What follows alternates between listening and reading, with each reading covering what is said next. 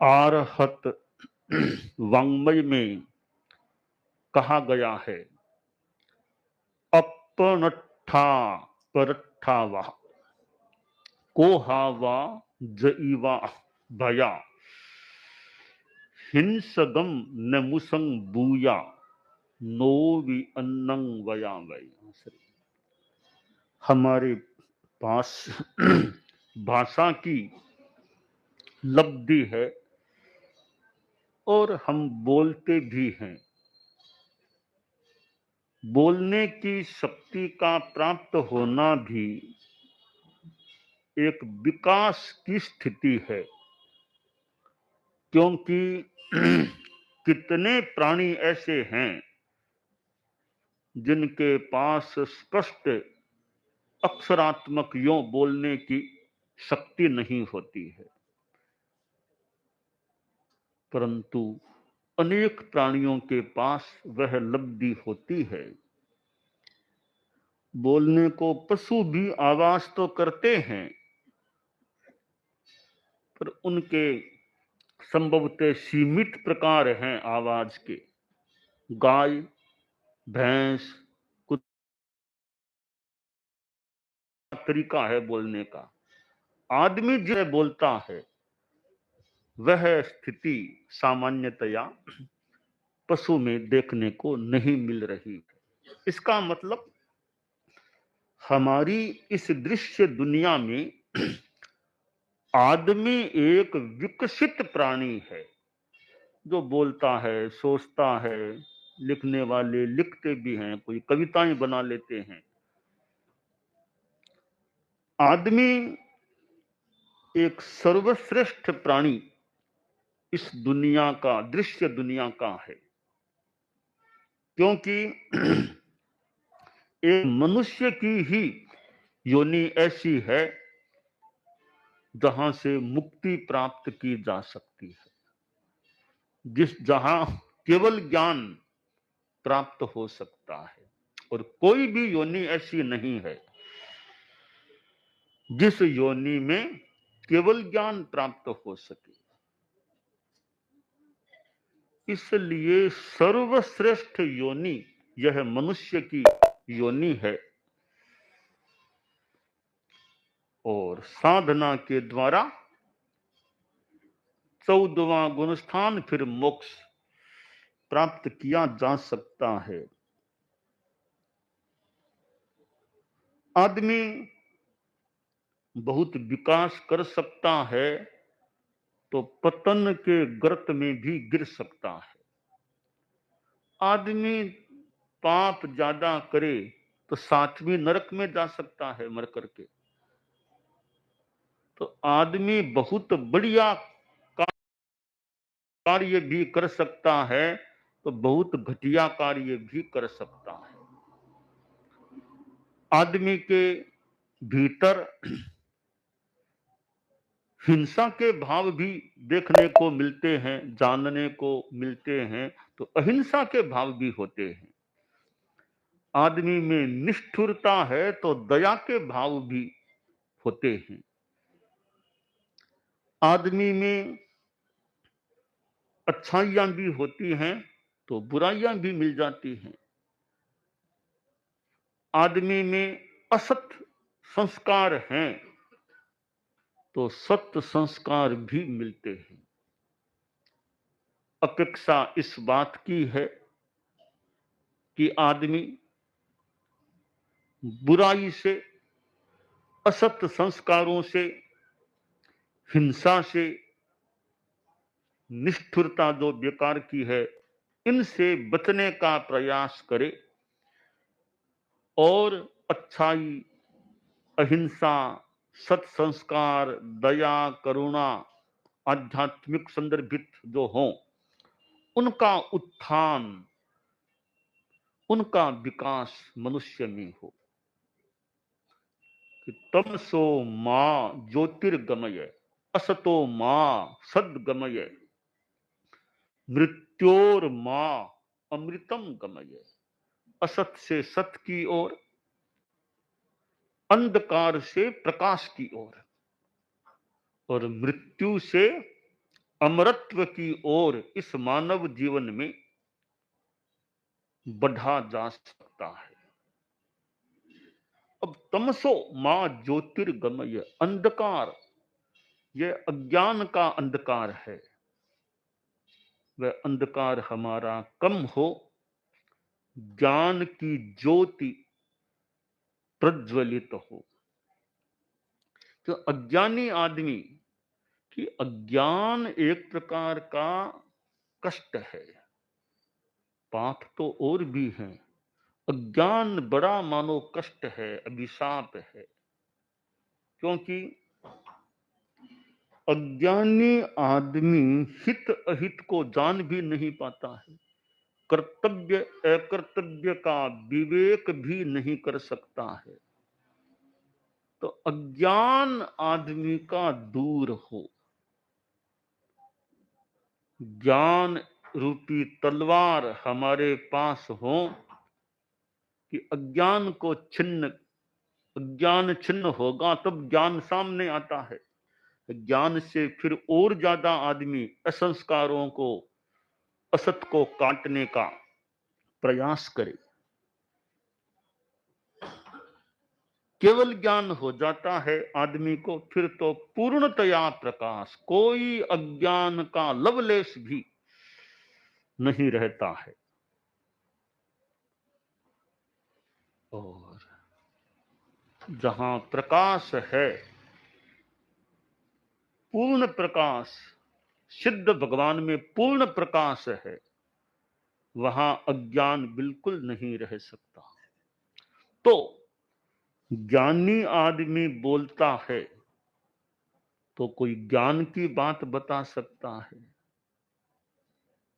ज्ञानी ज्ञानी मिलते हैं तो ज्ञान की चर्चा हो सकती है। हालांकि दो केवल ज्ञानी मिल जाए वो तो क्या चर्चा करेंगे।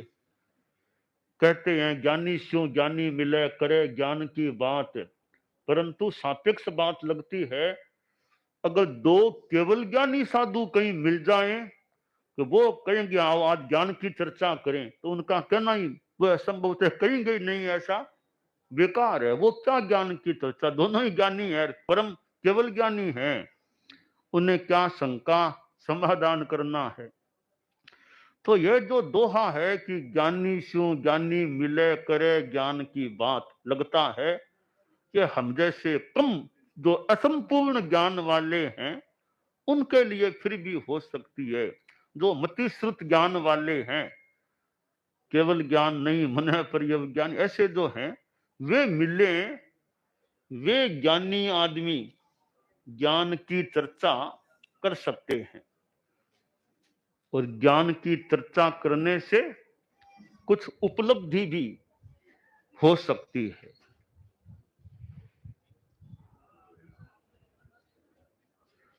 तो ज्ञानी स्यों ज्ञानी मिले करे ज्ञान की बात, मूर्ख स्यों मूर्ख मिले, ठीक है। तो ज्ञानी आदमी मिले, ज्ञान की चर्चा करें, चर्चा करते करते कुछ अच्छी उपलब्धि भी हो सकती है।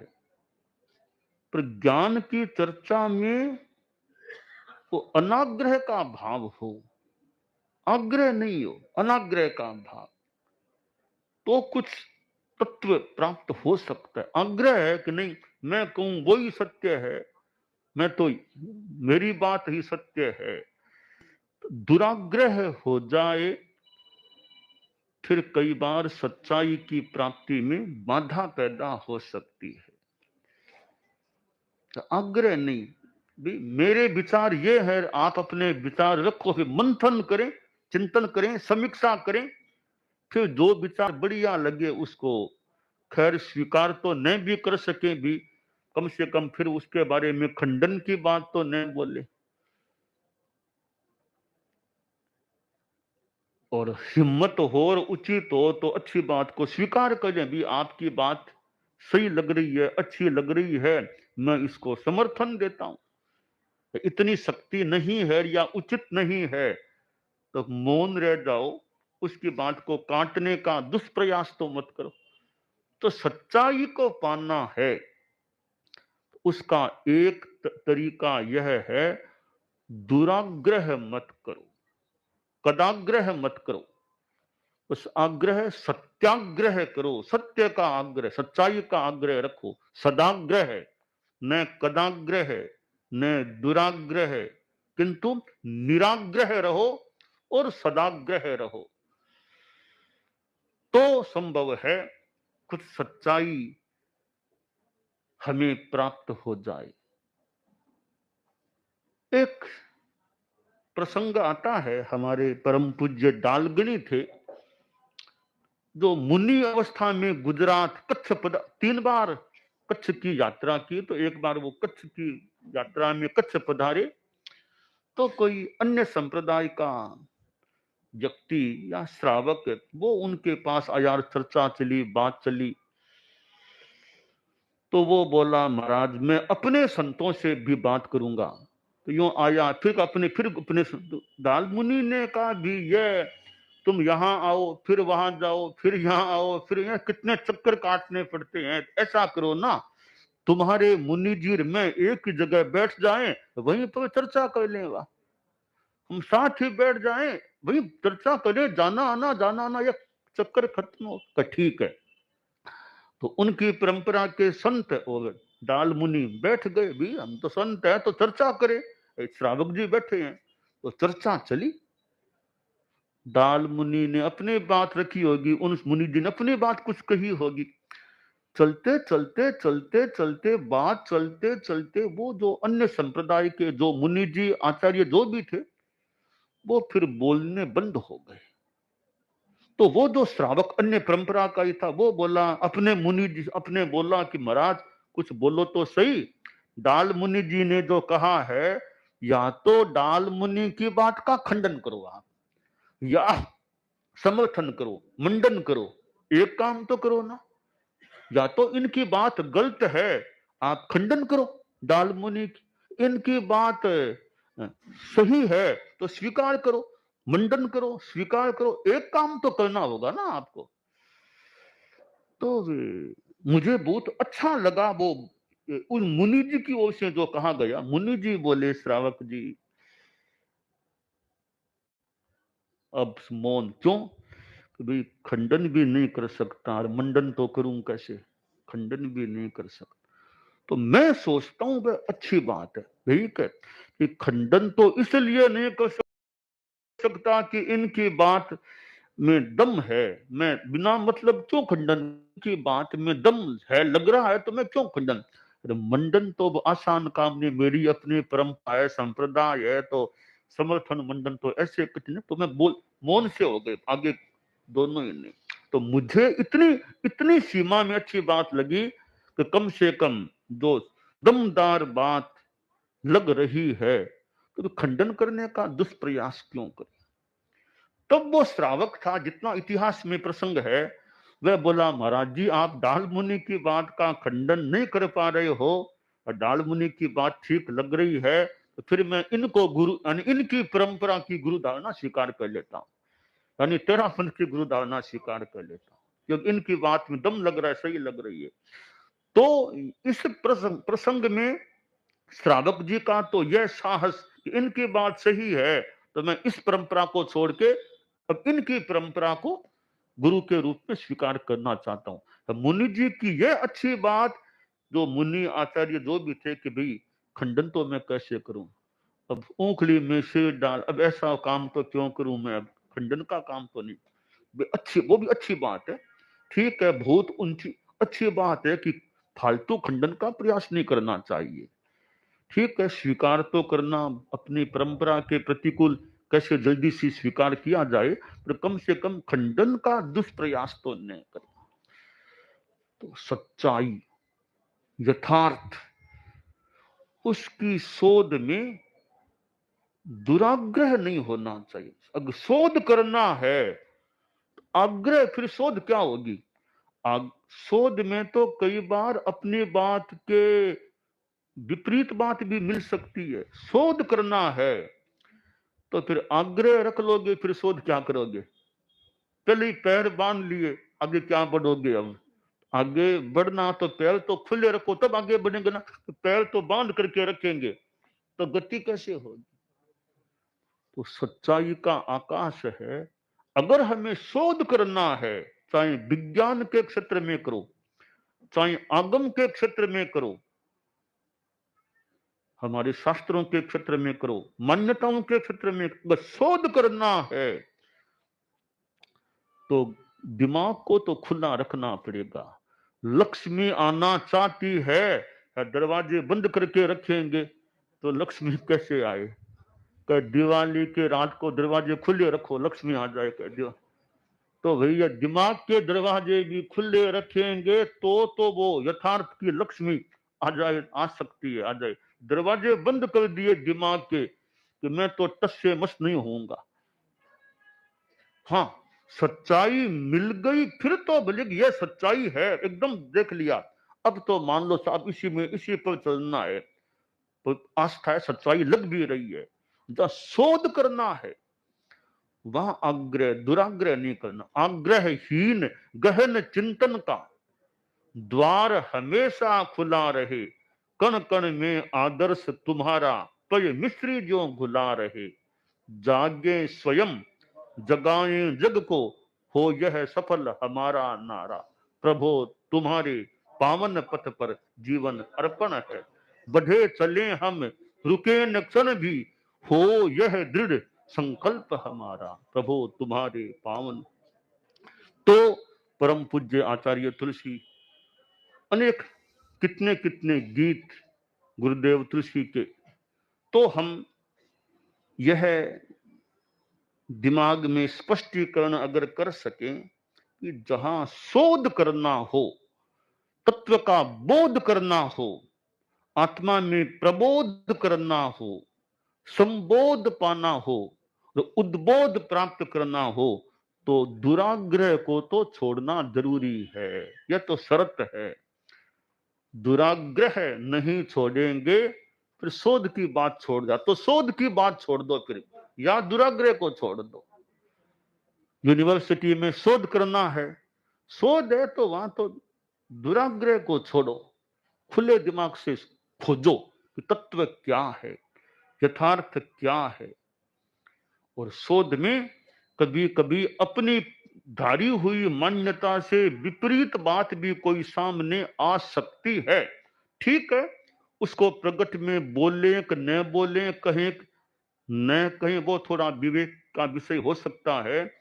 झटपट बोल दे वो भी थोड़ा चिंतन का, परंतु दिमाग तो खुला भी, बात वह ठीक लग रही है, बात यह ठीक लग रही है, पर मेरी हमारी मान्यता से कुछ विपरीत है, पर लग रही बात वो ठीक है। आयुष्य अकाल मृत्यु होती है या नहीं? हमारे धर्म संघ में पहले मान्यता रही कि अकाल मृत्यु नहीं होती है, पहले कोई पुरानी मान्यता थी।